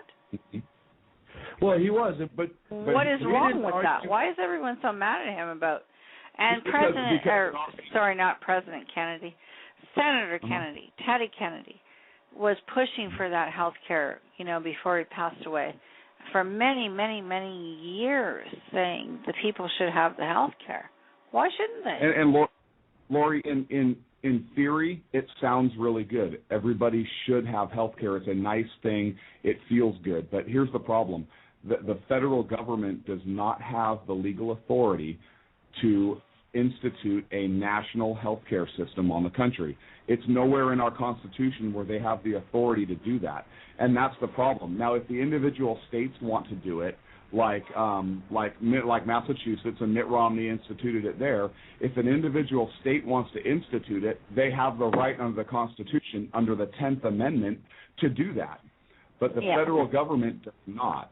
And that's the difference. So while, hey, you know what, it sounds nice, everybody can have health care, there's a bunch of problems that come with that. Who pays for it? What happens when the quality of health care runs out? What happens if we have to start rationing care because there's only so much money? All those issues aside, there is nothing in our federal law or our Constitution that grants the federal government the power and the authority to do that. That's the problem. Okay. I'm going off topic now, but I watched a talk show the other day from the United States. Before we go any further, will you do me, after you make your point, can you hit mute on your phone just because we're getting a lot of feedback? I don't want you to go away. I want you to respond. Sorry. I don't know. Maybe it's coming. My computer tower is making a lot of noise. Is that better now? Yeah. That's exactly better now. Yeah, that's what it. Okay, that's what sorry. It is. It was static coming from the tower. I just don't want. I watched a show yesterday, and it was about vets coming back home to the United States. A young lady came on this talk show. She was homeless for 9 months. She gave her life for your country. She comes back and she wanted to be a chef. She moved to L.A. thinking she's going to get a job. She didn't get the job. She was homeless for 9 months, living on the streets. Anyway, out of this whole show, it said over 67,000 vets who come back have nowhere to live. They're homeless in the United States of America. And yet they have given up. They could have got killed over there. They have given their lives. I don't understand why there isn't enough taxes or whatever. Every vet who comes back should have a home, yes? Yeah, and I don't disagree with you at all. And I don't know what the circumstances were. I know we have the Veterans Administration. There's a lot of groups out here that do work with veterans. I know, and it's not as good as a system as it should be. I completely agree with you. That needs to be better. That's not our socialized health care. Listen, when it comes to veterans who served our country, I will give them anything. I really will. I think they should all have a home to come to in Canada. But wait, for example, senior citizens here get money. They have a roof over their head, whether they worked all their lives or didn't. They get a certain amount of money every month, and they get to live with a roof over their head. Should not be the same for the vets coming back who put their lives on the line? Let me tell you what happened, and it started, I believe, in World War II, where they had what were called veteran housing. And I know in the city I grew up in, we had 3 different sections, and it was after World War II, when the veterans came home, it was a place for them to live, get on their feet, get their job going. It was government subsidized and paid for. Yeah. And it ended up happening, and unfortunately this is an ongoing issue in this country, is somebody turned around and said, well, I'm disabled. Why can't I have the right to live there? By disabled, I don't necessarily mean physically handicapped. They had a narcotics addiction, or they were, for whatever reason, all of a sudden you started to have people that weren't veterans living in there because they filed a lawsuit in this country and they won. So now you have Section 8 in there. And I got to put you on hold, but I'm going to pick you back up. It's just the static's too bad. I'll make my point and I'll bring you back in. So what ended up happening is way back then, and I think it started in the 60s, is people started suing, saying, wait a minute, how come just the veterans get to live there? I need help too. Then they started living there, and the veterans started leaving. And then you had Section 8, low income, that started moving into these places, and the veterans started leaving, the veterans started leaving. Now what happens is those projects, as we call them now, are completely full of low-income Section 8 people on federal assistance, and the vets, like you just said, like this poor gal in L.A., are living out in the street. So that's a problem that we have in this country, where we swing things so far from one way to the other. And now, and even our elderly housing in the city I grew up in, the elderly housing is the same thing. They have parolees that are living on the state dollar that are living there, drug addicts. I'm not saying that people that don't legitimately need it shouldn't have right to it, but the problem is all these other people, quote-unquote special interest groups, if you will, have lobbied their way into these housings, and the veterans, the elderly, are getting forced out, and that's a problem to me. So I agree that veterans should have a place to come home to. I agree that veterans should have every single service we can provide for them to get them back up on their feet, but I don't agree with the fact that, just like what happened with the veterans housing, the system should be abused, and people eventually in this country turn around and say, well, I should get that too. Look, I'm in favor of getting our vets on their feet and having them come home to a place. I'm not in favor of buying all of them a house just because we don't have the money for that. And taxes are already fairly large here in this country. And our country gives so much money away in foreign aid and all this other stuff. Look, I'm one of those people. I'm in favor of taking a lot of that foreign aid and putting it back here at home to be able to do some of the things and take care of our own people, like the veterans. And look, there's other programs, there's big things that we can cut, and we can put the money other places where it needs to be and still make huge cuts. Look, we expanded our not disability, but our unemployment to 99 weeks. That's almost 2 years of unemployment. Are you kidding me? You can't find a job in 2 years? And anyways, that's a completely different topic. But I agree with Lori in that we need to take care of our veterans. Having a veteran come back and be homeless, it's an atrocity. Is unacceptable. Unless the vet says, hey, you know what, I just want to live on the street. And that does happen. And unfortunately it does happen, either via mental illness or whatever. But I had a friend of mine who served 2 in Iraq, 1 in Afghanistan, came home, and he has to fight for the VA to get his financial aid. And to get, he goes to doctors and he has to fight with them. I think that's an atrocity. And it is. I feel for him so bad. Our veterans have to fight for this stuff, and yet we're writing checks to the Palestinians and to Egyptians. Egypt and to all this. I mean, really? And honestly, people that abuse the welfare system. Yeah. And abuse it. So let's bring Lori back. Let's bring Lori in to finish up her comments. Lori, I'm sorry I have to put you on hold, but the sound is just so rough. I'm sorry. I was on mute, and I was saying yes. I was agreeing with you all. I forgot I was muted. I'm glad we agree. So you kind of see. I was agreeing with you mostly. Okay. But and the difference between socialized health care for me and it's the fact that we can't afford it's a big deal. But we have veterans right now that can't get it, and they've earned it and have the right to it. We have a whole government administration set up just for that, and it gets screwed up. On top of the constitutionality and all that other stuff, what right do I have to believe that our government's going to get this right? We can't even take care of a small percentage of the population that served and had a chance to give their life. I have no faith that the government will be able to get this program correct as well. And that's outside the constitutionality of it. That's just a mere like, hey, you know what? You guys could dick up a free lunch. You've already proven it. You screw our poor veterans. What makes you? It's going to become a humongous bureaucracy in this country. It's going to cost us way more than it should. And like everything else, once the government gets their hands on it, it gets screwed up. So does that answer your question, Lori? Kind of.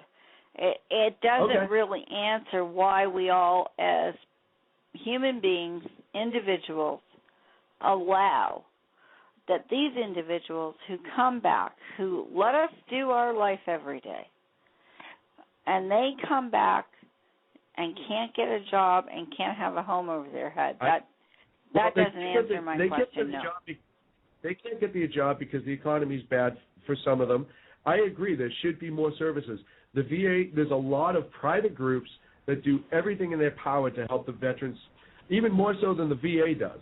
I agree that the veterans should be treated like gold in this country. I come from a family full of veterans. I am not one myself. You know, I think that's the case. So I feel for that gal down in L.A. I wish we should and we need to do more for them. But I say because she just put a face on it.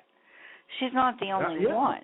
There are over 67,000 veterans in your country. I agree with you. Homeless. I agree with you. I'm not arguing with you. There are saving our butts every day.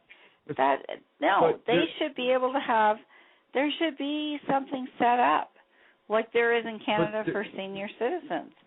But there's people they choose not to take advantage of it. And I would agree there should be something set up to allow them to assist them in getting on their feet. But we can't take care of them for a veteran who. Personally, I think if they go out and put their life on the line for us, they should be able to come back and live free. They should have houses to come to. Let the taxes go there. So 18 to 22 years old. So somebody who serves from when they're 18 to 22 years old, they serve 4 years, and at 22 years old, they should be able to live for free. Well, I mean, they shouldn't be on the street. They should not be on the street. Nobody should be on the street. They should be able to come home to an apartment, have time to get a job. You know what I mean? What about police and firefighters who risk their lives for 20, 30 years in a career? Should they be able to live for free also? Well, they don't live for free. They're getting paid. But it seems when they come out of the military and they come home and, you know, it's like they never got an education or anything. Nobody will hire them. Over 67,000 of them are homeless. This is insane to me. We're agreeing with you that that's a travesty. And like I said, I could be a program in place where they have somewhere to come to live for a period of time while they get back on their feet. I don't think it should. And a big part of that is like if you saw the lady, she was a trained Marine. She was trained to survive and whatever, and she, you know, was over there saving our butts. She was 9 months when she came home without a place to live.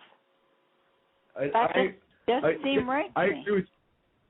That's an atrocity, and we could sit here and agree with each other all night. And we also, again, we also don't understand the full. Okay, so we agree on that. We agree on that, but with the caveat of we don't know her full information either. We don't know the circumstances she got out of the military. We don't know we don't know those other. But as a generalization, on the face, we absolutely agree with you. No, none of our veterans should come home and be out on the streets. There should be something in place to assist them in getting on their feet. And this money that we throw away these other places can be used better. And why is it that when any other country is in trouble, the United States is the first one to, you know, drop money, drop food from the air, you know, help. But they have people in their own backyard that they're not dropping food to. I couldn't agree more. I agree. We're up against our last break, but thank you so much for calling, Laurie. It was great to talk to you, and I'm going to leave you. All right. Nice to talk to you guys. Thank you for listening. Thank you very much, Laurie, for our international audience in Canada, ladies and gentlemen. I'm interested.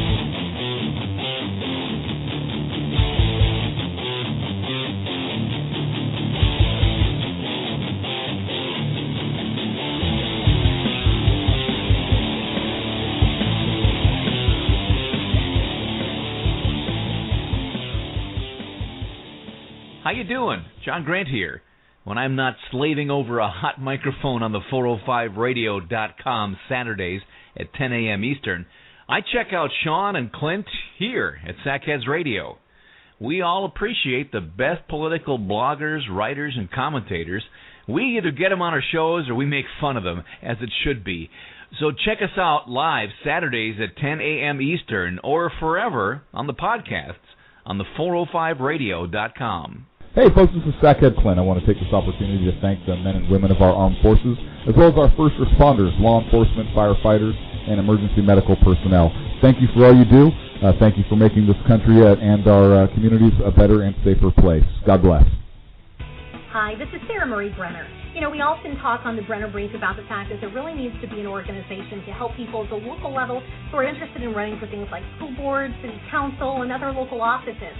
Well, I think I finally have the solution for you, at least for you women out there. It's called Politigal Network, Politigal Network.com. Their website's going to be launching mid-August, but they're already on Twitter at PoliticalUSA. I encourage you to follow them and become a member. Their goal is to be the #1 resource for conservative women.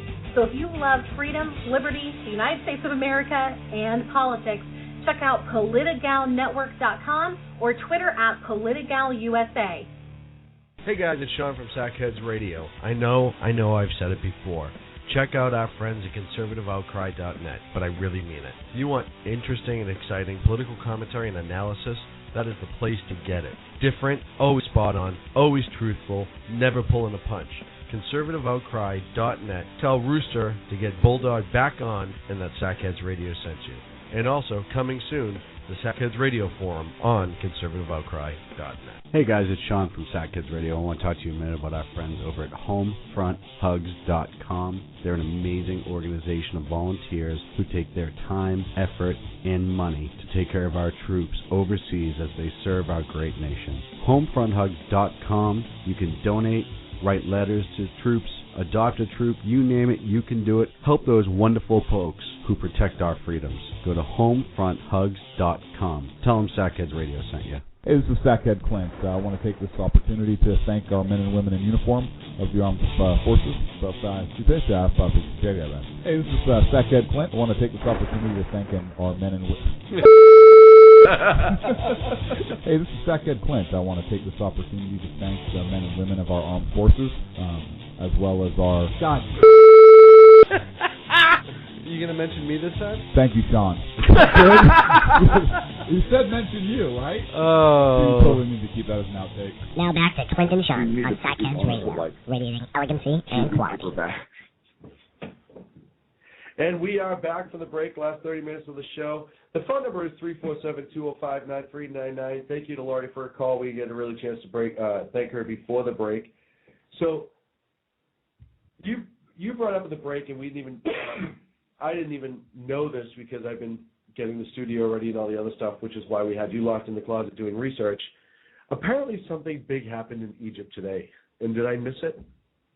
I don't know. Did you? You tell me, because I didn't know anything about it until we were at the break a few minutes ago. And you were like, oh, did you hear about Egypt? And I said, no, other than the pyramids recently, which... Those were very recent. It's all relative, right? Yeah. I have no idea what you're talking about. You talking about Mohamed Morsi doing a power grab? Yeah, no, I don't think so. You liar. No, I'm just kidding. So, yeah, apparently Morsi just went for a huge power grab in Egypt, and there's riots. Celebratory riots? No, I don't know how celibate they are. What? Look, it's the worst violence since President Morsi took office, and he made a decision to give himself near absolute power. Weird. Right? So violence erupted, Muslim Brotherhood stations were attacked, protests and so forth. Yeah. I can't see how this could backfire at all. Now, we got rid of Hosni Mubarak, who, through his faults, and I'm not saying he didn't have any faults, really kept that region stable. Well, I got a quote from President Morsi. Okay. He says, quote, "I don't like, want, or need to resort to exceptional measures, but I will if I see that my people, nation, and the revolution of Egypt are in danger." What revolution? Yeah, I don't know. So tens of thousands of activists went out denouncing him. Wow. They were. Didn't they vote for him? Somebody did. He was democratically elected, but now he's given himself near dictator powers. His edicts basically shut down the judiciary. The judiciary has been kind of the only one running opposite of him. They shut down the parliament because the Muslim Brotherhood led that. So the courts basically shut down parliament. So Morsi had the power of the presidency and the legislative power as well, but not the judicial. And so because the judiciary has been kind of trying to shut down the Muslim Brotherhood, their Mubarak throwbacks, his edicts basically shut down their ability to overrule the Brotherhood or to shut down the judiciary again. So by doing so, he now has the executive, the legislative, and the judiciary. And the military. And the military. Well, it's funny. Let's look at this. Which is weird because he just assisted in brokering a deal. I was just about to bring that up. Which, one of the things that I immediately thought of is, how much did we pay him to do that? Because he had Secretary Clinton over there. He just brokered the deal between Gaza to stop firing rockets at Israel. And Israel to stop executing their leaders. Right. For Hamas. It stopped Israel from just kicking their ass. Right. Essentially, that's what happened. And then a couple days later, that happens. That's bizarre. Yeah. It's almost like it happened for a reason. And I don't know what that reason is. I'm not necessarily willing to take a wild guess. But it's a dictatorship again. Yeah. So the Obama. I'm curious to see how the Obama administration is going to react to this because they just got through praising him on Wednesday. Right. Well, yeah, it's a big deal. Yeah, for brokering this deal. And now democracy. He's the king of democracy. Hope and change, right? Arab Spring. So I didn't mean king. I'm sorry, I didn't mean king. Dictator of democracy. Yeah. So then he Arab Spring. Power grabs. So yeah, now he does a power grab, and now you essentially have another dictator in Egypt, but this one is a Muslim Brotherhood. Didn't we just get rid of a quote unquote dictator? This is just weird to me. I want to know what his play is. His play is to become a dictator. Well, seriously? What's his play? In the greater scheme. We all know the Muslim Brotherhood. We all know what they're about. They've been around for a long time. There are people that actually associate them. Ready for this? A little bit of history for you. Go for it. Associate them with the Nazis. Back in World War II, the Muslim Brotherhood, in some accounts, worked with the Nazis, and they were considered part of the Nazi Party. Nazi what? Party. Okay. P-A-R-T. P-A-H. It doesn't matter. And actually, I just was reading an article about this the other day by a guy who was in the intelligence community for a long time and came out and said that.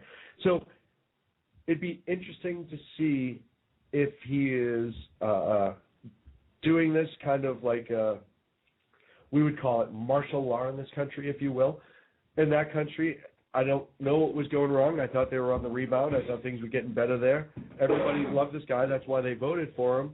And now he does this humongous power grab. He essentially dissolves most of the government, except for the military, essentially. Well, the judiciary, he just basically just said, hey. Well, everything runs through me. Yeah. So that's a dictatorship. What a weird weekend. It is. So I'm really curious to see how the administration is going to respond. Now, this show's running tight. I think we spent a lot of time BSing and talking to guests. Something interesting happened with Benghazi. Yeah. So James Clapper came out and essentially... Who? James Clapper. He essentially came out... Clap on. Is he that guy? Did he invent for inventing the clapper? Yes. Okay. Came out and took responsibility for the change in the talking points used by Susan Rice and the administration on Benghazi. The original ones put forth by then CIA Director David Petraeus. Now, what is his position? Huh? What is his position? Who? The clapper. James Clapper, he's the head of the group, International Intelligence Community. Essentially, he's the main intelligence guy where all the information goes to. So he's above General Petraeus? I don't know if above or adjacent would be the. I don't know how that. Is he part of the executive branch? Yes. Oh, so he's an Obama appointee. I believe so. Interesting. So is it stand to reason that he would change those talking points without consulting with the president? I haven't seen a reason for it yet. He's just taken the bullet. What did he say specifically? That his department changed it. We'll know more. Did he say this in a congressional hearing? No. I believe it was in a press release. Like in a microphone? Yeah, but not a congressional one. Was it ours? Did we get the scoop on this? We did not get the scoop on this. How did we not get the scoop on this? Dude, I was getting the studio ready. If you didn't lock me in that closet. Maybe, just maybe, you could have figured out how to turn it. Where was Vern? Holiday week. Hello, give it to her off. All right. So, the Middle East with Egypt, and not to jump too far ahead, I wonder if they told Hamas in Gaza pretty much what was going to happen. You mean Hamas? Kind of, hey, you know what, in a minute I'm going to control everything in Egypt, so we'll open the borders to stop rocketing Israel. I wonder if they're going to start, I can almost guarantee, mark my words, they're going to start moving closer to Syria, friendship-wise, and Iran. Mark my words. In a year from now, at some point, we're going to. You're not saying anything that's some big, huge revelation. I would absolutely agree with that. And I think that's going to get worse before it gets better. Obviously, with Benghazi and the Clapper thing. What a great name. If he took the fall, if he fell on the sword, for no reason, that's all well and good. We got to have more hearings. We got to find out why it was changed, who ordered. He could say he ordered it. I want it under. I have oath. a question for you. Okay. Do you think the Clapper is A, because he invented a really cool device, or B, it's a nickname from college, from a really wild night of partying? Neither. I think it was just his surname. I'm going to go with the crazy night of college partying. I think it's a nickname. I think if we send an investigative reporter on this, we're going to find that's not his find out he name at all. changed it to something Yeah, really listen, cool. he's in the intelligence business, so probably not who he says he is. Yeah, you never know. So I know. I'm just going to go by the name I used in college. It's really cool. It was way before Facebook, so I can get away with it. I want to get back to Egypt because I kind of want to.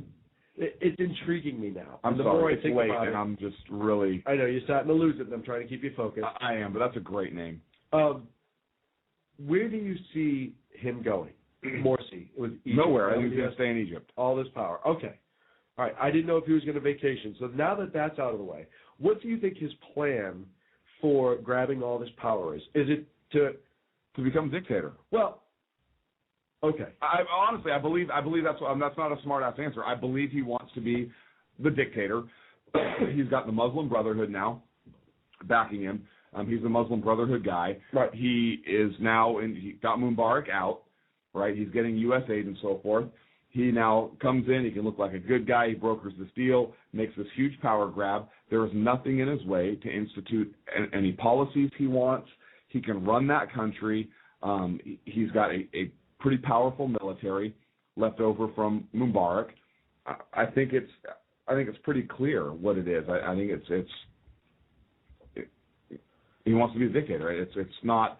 I don't think it's anything more than that or less than that. I don't think it's really because he cares about his people and wants what's in their best interest. He doesn't want to bring democracy to the region. I think he used democracy and revolution as a tool to get into power and then seized that power. Somebody else did that. Who did that? Somebody else. World War II, 1930s. Who was it? You work on that. I'm my going to make my point. Okay. Do you think that the Egyptian people, having just been through this revolution, the Arab Spring, they got rid of Hosni Mubarak, they all stood up and said, we don't want this guy anymore. He's just hurting us. He's oppressing us. We don't have the freedoms we should have. He's essentially a dictator, and that's not good. We want him gone. So they got rid of him. Right. Do you think... With the Obama administration cheering him on? Yes, absolutely. Well, cheering on the change, the removal of Mubarak. That's what I'm talking about. I don't think they officially ever cheered on the Muslim Brotherhood. They congratulated them. I'm sorry, Morsi. They congratulated him when he took office. Do you think the people of Egypt will stand for this again, or will these riots continue if they can, because they're not completely oppressed via military and violence? Do you think that they will push and say, hey, you know what? Fool us once, shame on me. Fool us twice, shame on you type thing where, no, this isn't going to happen. We're going to push you out. We're going to... I don't know that they're powerful enough to push him out. I think that what we will see is a gradual erosion of more and more of their rights until eventually they're back under the same oppression, just different ruler. Right. And I use this analogy. It's like the fascists and the communists. Both the same end of the political spectrum where you have total government or total tyranny, but on one hand you have a fascist government like Adolf Hitler, and the other hand you have a communist government like Stalin.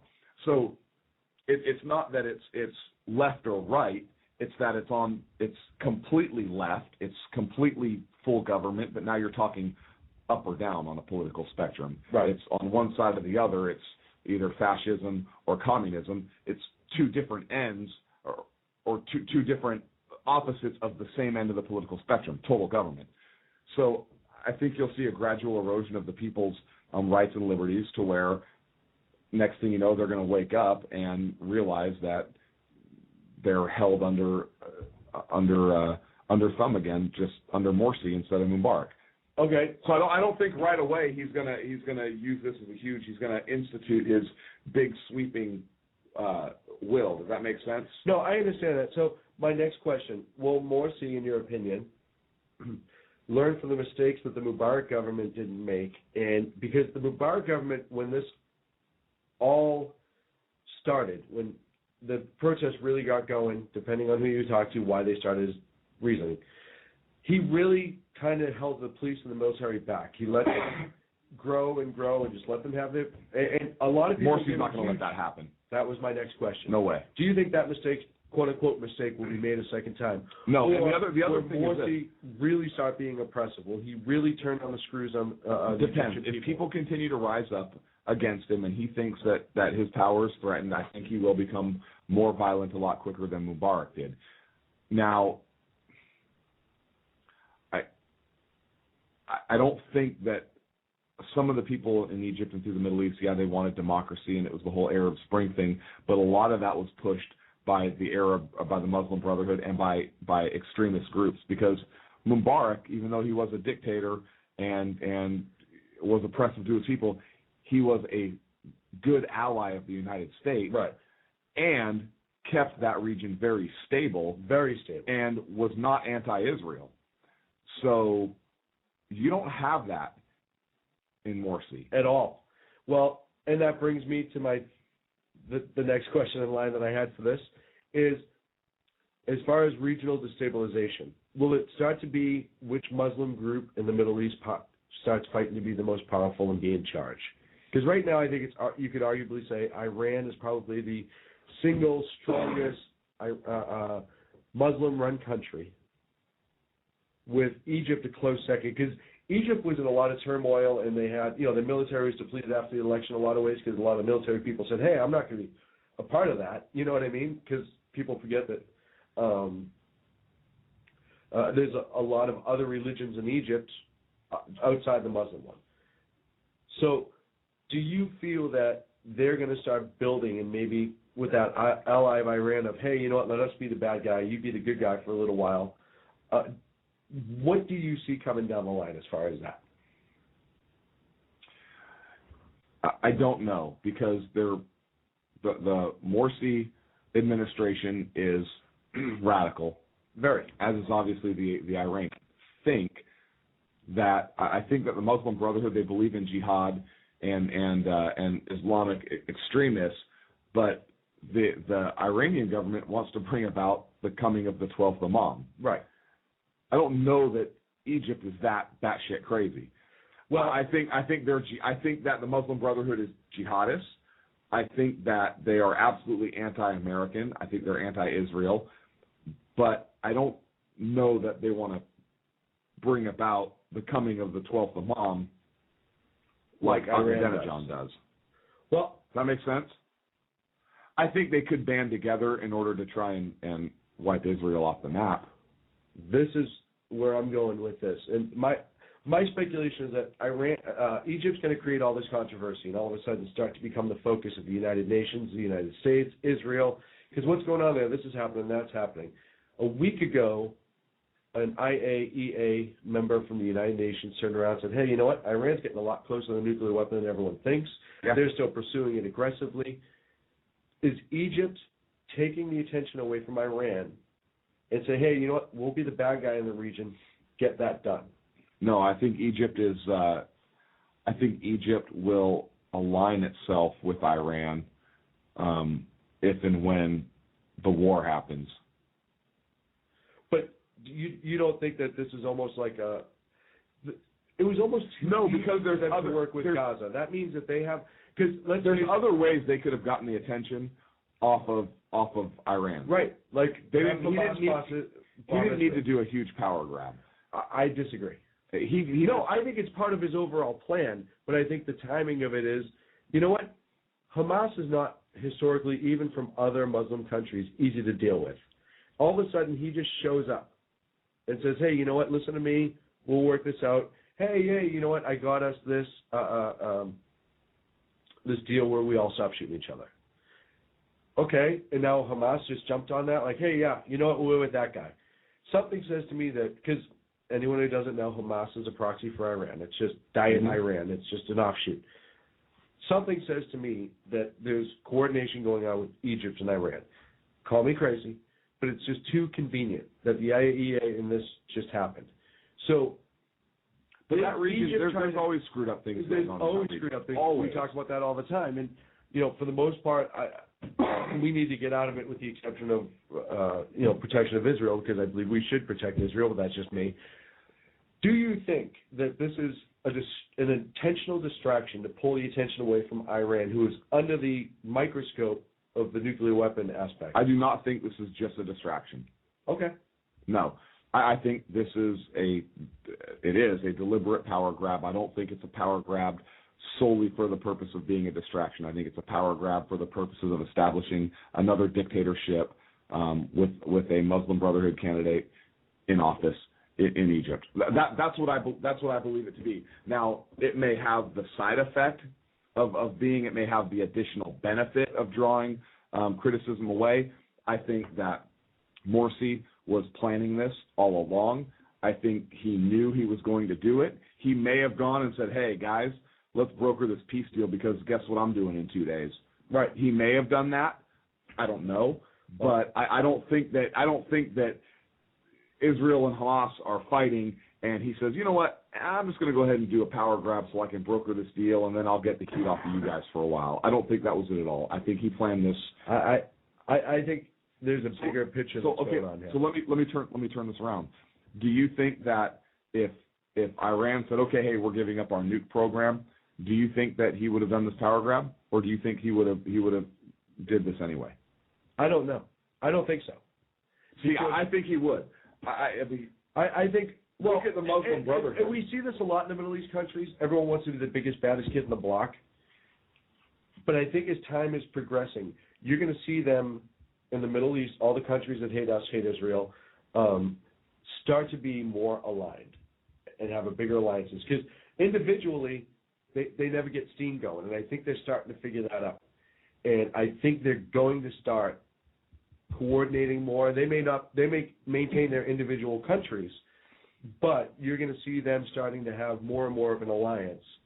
And I think this is the start of it, to be completely honest. I'm not disagreeing with you. I think you're going to see them align more and more also. But I think that Morsi was planning this power grab all along. I don't think he did this just because it's an opportunity. I'm going to take the heat off of somebody. That's not something you do to take the heat off somebody. It's something you plan for. Time will tell. Time will certainly tell. Why don't we take the last call, and then we'll clean up the show because we get about 5 minutes left. All right, quick call. Quick call. Hey, caller, you're on the air. Yeah, hey, this is Nathan in Orlando. You guys were just talking, and you reminded me of something. when you were talking about, one of you had mentioned, there's no difference between Morsi and Mubarak, but you said at least Mubarak was our friend. We could work with him. He was still a dictator, but you just explained. You just gave a great example of Gaddafi. Gaddafi, when they started doing that, taking Gaddafi down, I heard talk radio spitting out this crap about, he's a dictator. He's doing all these bad things to his people. And I emailed these people and told them, I dare you to find one piece of history on Gaddafi that he was mean to his people. He was a terrorist. He's an evil man, and he knew he supported terrorism, but he was not bad to his people. They needed to get him out of there so the Muslim Brotherhood could get another country united against Israel. Well, with Gaddafi, like you said, he was a terrorist. He did a lot of things outside the country. He had the quote-unquote typical Muslim dictator rule of law in the country, where if you were of the chosen people, you were okay. And just in a lot of these countries, the poor people, the people who are considered infidels or whatever, are beaten and abused, but it was not beyond what happens in the region anyhow. And not only that, but Gaddafi, what I'm saying is Gaddafi was not.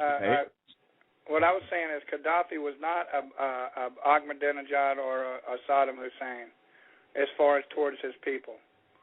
Yeah, no, I don't know if he was necessarily as hard on his people. I don't have those facts in front of me. He was ruthless with people that opposed him, but a lot of dictators in the Middle East and anywhere for that matter, Pol Pot, any dictator of that area was rough on his people. And Gaddafi left us alone. Reagan kicked his ass in the 80s. And that was it. And that was it. Gaddafi sat down. He's like, yeah, I'm done. I'm just going to go ahead and But it's funny, do my thing. all these other countries that we start to have these little problems with here and there, and we take this light hand, and all of a sudden nothing gets done. And I'm not warmongering by any stretch of the imagination. I don't want to go to war, but it has been proven in the past that you kick somebody's ass who deserves it, and you do it right the first time, they disappear for a while. Because at the end, you remember, Gaddafi was actually starting to become a little bit pro-American, at least outwardly. Yeah. Like the schoolyard bully. Yeah, he was out of his mind. I mean, this is the guy who came to America. Are you kidding me? And he wanted to. No, I'm kidding. He wanted to rent the entire Central Park to have all of his tents put up. The female bodyguards, the outlandish outfits. He went and talked to the UN for 2.5 hours about nothing. I mean, he was this side of telling one-liners at the UN. Like, the guy was batshit crazy, but like you said, he didn't necessarily kill his people as regularly as a lot of people made him out to be. He did, however, for a long time support terrorism against our country and Great Britain, Germany, all those, so there was something to be said about that. Same thing with Mubarak. Hey, you know what? He wasn't an angel by any stretch of the imagination, but he kept stability in the region. Gaddafi kept stability in the region, whether you liked it or not. We have to watch ourselves when we get involved and we make these choices to go in and get out other people because the grass is quote-unquote greener. We as a nation have a history of doing this recently where we find out, oh, you know what, maybe it's not, and now this guy's even worse, and it's scary to me. Yeah, but see, the thing is so far we've made friends with the dictators that basically we can negotiate with them. Obama's making friends and establishing those who are going to be united against Israel. So that's where the peace in the region is going to drop off of the map. I tell you what, though, I think that like when Hillary went over there a couple of days ago and she does this speech as if she made it look like, hey, the ceasefire happened because I came over here. But I'm going to tell you the reason the ceasefire happened is Israel stomped a mud hole and walked their butt dry. No, I agree with you. I think Hillary. I think if anything, Mubarak kind of almost touted her out there. Like, look at what a puppet I can turn her into. I'm sorry, Morsi. Yeah. She came all the way over here, and now she's standing off to my right. But you know what? She flew all this way, and I'm the one with broken it. I got to clean up the show. We got to finish up. Thank you for the call. Okay, it was a great call. Take care. So, we do have to watch of who we put into power and who we take out of power. we shouldn't be taking exactly. It should just be what happens, especially people that have been good allies to us, and it's another example of this Obama administration's failed foreign policy and the fact that I believe their policy has destabilized the world, specifically the Middle East. Viciously in the Middle East. Okay, we have 3 minutes at the most, so I want to talk about something lighter. We have 2 minutes. Okay. I don't want to talk about this anymore. All right. Making my head hurt. Okay. And we're done in 2 minutes. We're going to go have a beer down the street? We certainly are. Really? Yeah. Nice. So what are your plans this weekend? You know what? I'm going to take it easy this weekend. Are you really? Yeah. I had a long week. I put up a ton of Christmas lights yesterday. I know. This office looks great. Thank you very much. You're welcome. After all this, you know what? We moved. We had to get all the furniture set up in here. It's been a lot of work, and it's been exhausting. So I think this week I'm going to relax. I'm going to prepare for next week's show and kind of take things in stride. What about you? What I'm going to do is I'm actually going to go through my garage and my personal possessions. First thing I'm going to do is get some basics that we need on that bookshelf right over there, reference materials. Yeah. Then I'm actually going to look for some good prints. I'm probably going to have to order them to put up in here. I'm thinking almost like the Cat in the Wire. It says "Hang in there, baby." No? No. Like the old early 80s Budweiser commercials with the girls in bikinis. Spuds McKenzie? Yeah, and Spuds. No, I'm thinking definitely like a framed copy of the Constitution. Absolutely. And I'm going to look into ordering our Sackhead Nation flag. Yeah. And as far as the reading list, if you have any suggestions for what you think we should keep around here, email us, fanmail@sackheadsradio.com. No, don't. I already have a list. No, I want to see what everyone. And we're going to share our reading list. We're actually working on the new website that should be up in a few weeks. We're in a new studio. We're getting stuff done around here. We do have a suggested reading list that we've been working on for a while. So we'll get that on the new website. We will get that out probably after the first of the year. So it's a great show. Thank you very much for joining us. We'll see you next for all your calls. Friday night, 10:30 Pacific time. I think that turns into Wednesday Eastern time or something like that. Hawaii time. I don't. 2 hours behind. We will see you next Friday night on the Sackheads Radio Show. This is Sackhead Clint. Sackhead Sean. Have a good night.